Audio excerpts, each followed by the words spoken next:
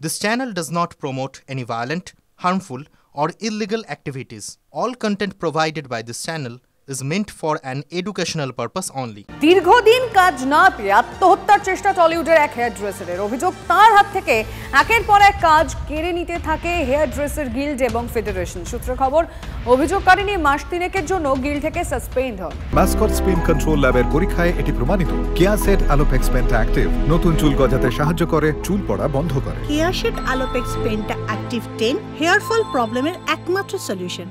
নির্দিষ্ট সময়ের পর তিনি কাজের অনুমতি পান, কিন্তু নিজে বাইরের কাজ জোগাড় করতে পারবেন না এই নির্দেশ জানানো হয় তাকে। অভিযোগ, সাসপেনশনের পরও তার হাত থেকে একের পর এক কাজ কেড়ে নেওয়া হতে থাকে। আর শনিবার নিজের বাড়িতেই গায়ে আগুন দিয়ে আত্মহত্যার চেষ্টা করেন তিনি। তার মেয়ে তাকে উদ্ধার করে হাসপাতালে নিয়ে যান। হেয়ার ড্রেসার গিল্ড এবং ফেডারেশনের বিরুদ্ধে থানায় অভিযোগ দায়ের করে। টলিপাড়াতেও কি এবার থ্রেড কালচার? হেয়ার ড্রেসারের আত্মহত্যার চেষ্টায় উঠছে একই প্রশ্ন। অলিখিত দাদাগিরি প্রায় চলছেই, মানে যেমন ডিরেক্টরস গিল্ড থেকেও আমাদের ফেডারেশনের মাথা স্বরূপ বিশ্বাসের নামে এফআইআর করা হয়েছে, মামলা করা হয়েছে, এবং প্রতিটা ক্ষেত্রে একটা দাদাগিরি আর কি, যে তোমাদের একে নিতে হবে, তাকে নিতে হবে, তার লোকজন আছে তাকে নিতে হবে, না হলে তাকে বসিয়ে দেওয়া হচ্ছে। তার হয়তো এটাই অর্থের জায়গা ছিল এত বছর ধরে। এই যারা নোংরা দাদারা প্রশাসনের প্রশ্রয় পেয়ে মাথায় চড়ে বসে আছে, তাদের পতন সুনিশ্চিত করার জন্য এই লড়াই যেন আরও চলে।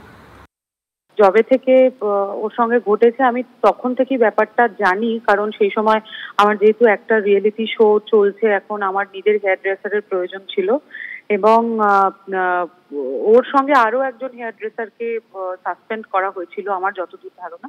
সেই দ্বিতীয় হেয়ার ড্রেসারের আমার হেয়ার করার কথা ছিল, কিন্তু আনফর্চুনেটলি তাকে এবং তনুর কাজটা যেহেতু আটকে দেওয়া হয়েছিল, সেজন্য তারা মানে দ্বিতীয় হেয়ার ড্রেসার আমার কাজটা করতে পারেনি। এটা খুব আনফর্চুনেট একটা ইনসিডেন্ট, কারণ আমাদের খুব ছোট্ট একটা ফ্রেটার্নিটি, খুব ছোট্ট একটা ইন্ডাস্ট্রি, এর মধ্যে যদি মানে এইভাবে কারোর কাজ আটকে দেওয়া হয়, কারোর পেটে এইভাবে যদি কি বলবো তার পেটের ভাত ছিনিয়ে নেওয়া হয়, দিস ইজ নট ডান। তো আমার মনে হয় গিল্ড আরো অনেক বেশি সহানুভূতিশীল হতে পারতো। যদি কোনো ভুল করে থাকে, তার শাস্তির ব্যবস্থা, তার পানিশমেন্টের ব্যবস্থা অন্যরকম হলেও হতে পারতো।